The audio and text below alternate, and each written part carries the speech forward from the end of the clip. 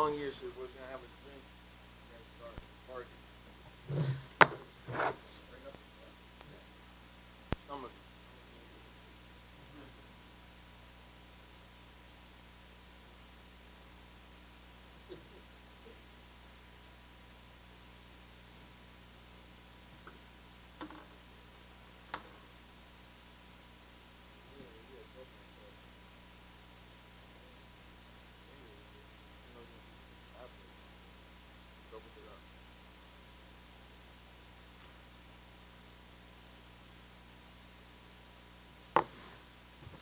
Hello, everybody.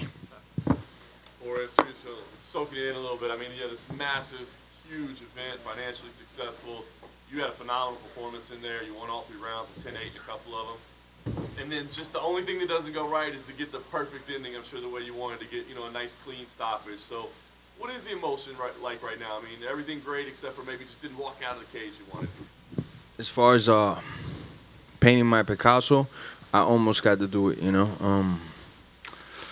I heard a lot of comments. I read a lot of media stuff, people talking about the later the fight goes, or if the fight hits the ground, or in certain situations, I'd be outworked and outclassed. Not happening. I want somebody to pull up a fight that I faded in the 4th or 5th round. That's not going to happen. What happened in the 3rd was just going to keep happening in the 4th and in the 5th. Haven't eaten either, so. Oh, yeah. That's good pizza. Fuck yeah. So, I was ready to fuck him up. Keep going, man. Nate's a fucking dog, though. Because those same shots I've hit a lot of people, I fold him like a long chair. You literally got to kill that dude. I said in every interview leading up to this, or it wasn't a line, man. You got to kill that dude. Yeah. Let's say you were smiling in there. It looked like you were having fun. I mean, you were Always. talking a little bit. Yeah. How did the fight play out versus your expectations? You knew he was going to be tough, but it seemed like you were having success in most aspects of it. That's exactly how we saw the fight playing out. We'll touch him up in the chin. If he's still there after I touch him up in the chin, we'll work the body, and we'll go back to the chin. We'll win the wrestling scrambles. We'll win the clinch work. And he'll just get tired from the damage that we're putting out. I have one of the best gas tanks in this division. I'm going to prove it at some point against everybody. I didn't feel that I was getting tired, at all. I think he was a little bit more tired because he had to step on the gas a little harder than I did, especially with the body shots I was landing. You immediately said, hey, we can run it back because of the way it ended. Dana came in here and said, listen, I don't know. I don't think that's the way I want to go right now. So tell us what you think. I mean, obviously, you're going to have a lot of options on the table. Is there something that, like, inside you that really, really wants to run this back next? Or do you feel like, maybe you could run it back in the future at some point? There's other things up right now. What makes sense to you? I'm the most competitive person this whole fucking company's ever seen, man. I don't want nothing to take my greatness to say some guy tripped on the pebble and that's how I beat him. That's not me. I want to end him. I want to send him off to another dimension. I got nothing but respect for the dude, but that's the type of artwork I like to do. I didn't get it on this one. Are we going to rematch tomorrow, next week? I don't know, but it will happen at some point, Would you prefer it be next, or would you be open to other fights first? I'm open to the money, and he's a money fight. If Canelo wants to get his ass kicked, that's a fight I'll take, I'm just here to get the biggest checks possible. But Nate is in the future for a fact. We're doing it next year, the year after that, but it's gonna happen. The last thing for me, Jorge, is as you were leaving, it was tough to see. It looked like somebody in the crowd went after you, or there was some kind of little incident off to the side as you were leaving the octagon before you made your way past press row. Do you know what happened over there? Nah, those are rumors, man. Ain't nothing happened. You just said if Canelo wants to get it, right? When did that possibility come into your mind? I can box. I can hit hard. I got different angles. I'm not going to get tired in a 12-round boxing event, especially if I have time to prepare for it. It's just kind of fate. He's fighting today. I'm fighting today. I heard we killed him on the fucking pay-per-views. UFC, what up? You're welcome. I don't know. I like to break his face, man. Just fight. Just test myself. Make a lot of money for testing myself. But I truly feel I can make it 1-1 MMA versus boxing. Fair enough. And you said after the win over Askren that you wanted the UFC to find someone who could beat you. Does that person exist on the roster right now after this win tonight? I'll prove it that they don't exist. I mean, this rematch thing, we'll see how it plays out. But I think in a lot of people's minds, if Colby Covington beats Kamaru Usman next month, It's the fight people want to see. How close of an eye are you going to be keeping on that fight?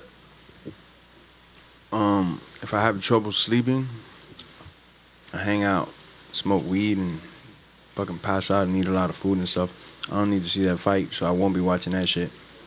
And that's just math speaking. I mean, who the fuck have they knocked out? I got more stoppages this year than them their whole fucking career combined. That's just math, though. You could look it up. Yeah, I know you guys like that. That's just the truth, man. Are we gonna fight when that championship of sissies is done and the dust settles, and if one of them makes it to the fight, because these guys are always pulling out against each other, I'll be there when the dust settles. I don't know when or not, but it's on my terms though now.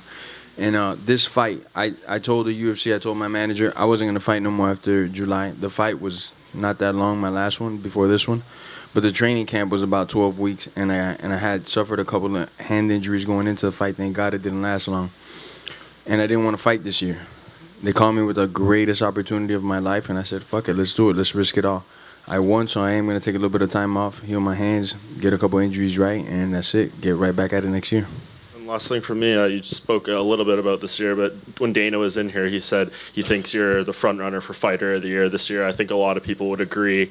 Can you just reflect a little bit on your journey this year from beating Darren Till to knocking out Ben Askren to what you did tonight?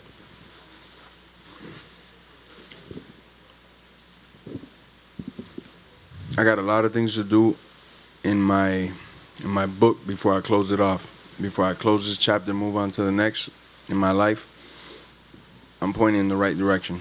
I'm getting out these pages filled out. If I get Fighter of the Year, now I can give a fuck less. But my own personal goals and stuff, I will have them met before this career of mine is done. I got about 3 to 4 more years for you guys to enjoy this violence, so tune in. Hey, Jorge, here to the side. So we got to see the BMF belt unveiling on Friday. You finally got it now. What's your opinion on the belt, on the design? I love the fucking belt. I love it. It's dark.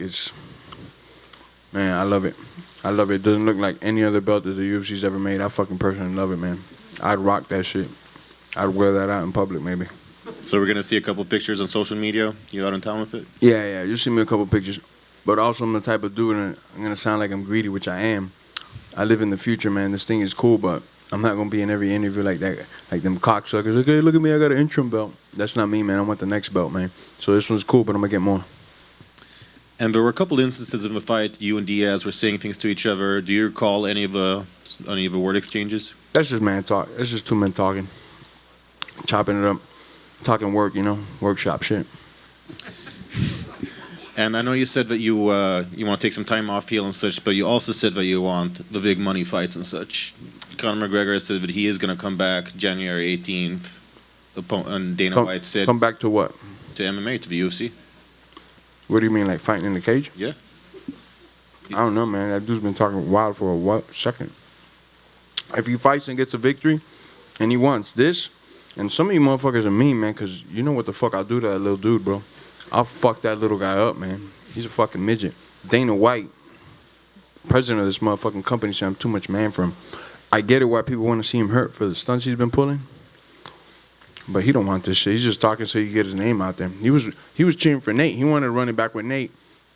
You think he's at home seeing that fight saying, I want to fight that dude? That dude ain't retarded. You see, he punches old people in the face because those are fights that he could win. He don't want this shit. Just lastly for me, Dana did kind of change. You know he doesn't want this shit. Dana and them might try to promote it. I don't even think Dana's going to promote that fight because that dude, you can't get that guy to sign the paper. So you were having a whole lot of success really early, connecting on a lot of combinations. Was it a strategy to really go after combos instead of single shots, following up with a big kick that busted him open? Was that a specific thing you guys had looked for, or was that just something that happened and you saw it and went for it? Combo platter. We train all aspects of it, and we take combos or we take single shots, Those body shots, man, you guys got to look at the tape. Those body shots I was landing to the body, was no way he was going to outdo me in the 4th and 5th rounds because those body shots take a toll on your fucking legs, man. And he knows it and I know it. I wasn't going nowhere in that 4th and 5th round. That's why I had that big smile on my face. I wanted to get after it, man. I didn't get to put my signature on that drawing, but whatever, on the next one. You mentioned how the belt might go around town with you. Do you think I'm sorry. More pizza. more pizza over here? I'm running out of pizza. I'm about to walk out this motherfucking interview. More pizza, please. Hurry up, somebody. I'm just wondering, do you see that as a belt that you'll be defending, like in the next fight? Will you be taking it out and sort of putting it on the line, or is this sort of a one and done situation in your mind? Says 1 out of 1. I'm not giving this belt to nobody. You know? And if you want to try to come get it, you're going to have a fucking problem. I want everybody else's belt, so like I said earlier, I'm a greedy motherfucker, man. They say there's some rumors going around about some other belt. I want that belt. And every belt that I can get my hands on, and I'm not even joking. I'm just wondering, obviously, The Rock put it around your waist. It was almost like we were in some kind of surreal universe. What was that experience like for you being in Madison Square Garden and The Rock's putting a BMF title around your waist as you get more pizza? Please, thank you, kind sir. Who is, round of applause for this gentleman. Who is this guy, man? Fucking great dude, just handing out pizza. Say it again. The feeling of The Rock putting a BMF title around your waist in the middle of Madison Square Garden, sold out crowd after a win over Nate Diaz. Well, I guess I'll open up now. Before the interviews and stuff, though, I'd get asked every time. I kept men in blacking myself because I don't want to think about the dude, The Rock, is going to put the belt on me. Mr. President is here. And my favorite fighter of all times that I've never gotten to meet, though this is a small circle for fighters, is here watching me fight live, and he's walking me out. And I'm headlining MSG, and I'm fighting for that BMF belt, and I'm fighting an opponent that wakes me up, that I say, fuck, I want to fight this dude. All these things, I had to put them aside and just be like, man, it's a fight. Now I could elaborate a little bit more on it. Fucking awesome, man. The Rock, my favorite action star, put the belt on me, my favorite fighter of all times, fucking walked me out. That's insane, man. The only time you see me fanboying hard like that you ever see me was with Duran, man. I was like a kid in a candy store, but I didn't leave that dude alone, man. And just quickly, obviously, Roberto Duran took you out. I saw he took you out to dinner last night, took you to a restaurant where he used to go. Yeah. Just quickly on that experience, what was that like? And what is a meal before a fight? I mean, you would have been tempted. I know you're a bit of a foodie. Oh no, I eat everything I want when it's all said and done. After I make weight, I eat whatever I want. I'm not like pescatarian or vegan and that shit. I eat whatever the fuck I want. Seafood diet. It was awesome because he had a little bit of sauce in him, and he just started saying stories, and it was like, wow, I wish I had more time. I'd give you some of these fucking amazing stories. It's so good and so detailed, and he's just a funny dude, bro. If he was around during the UFC time, he'd fucking just take over with his fucking stories and the way he carries himself. He just takes over the room. He had maybe like 3 stories that had everybody on the floor fucking rolling, man. Crazy. Jorge, over here. Hey, you said you were planning to rest up a little bit, but if something is to happen with either Usman or Covington, would you be willing to step in and save the day at UFC 245?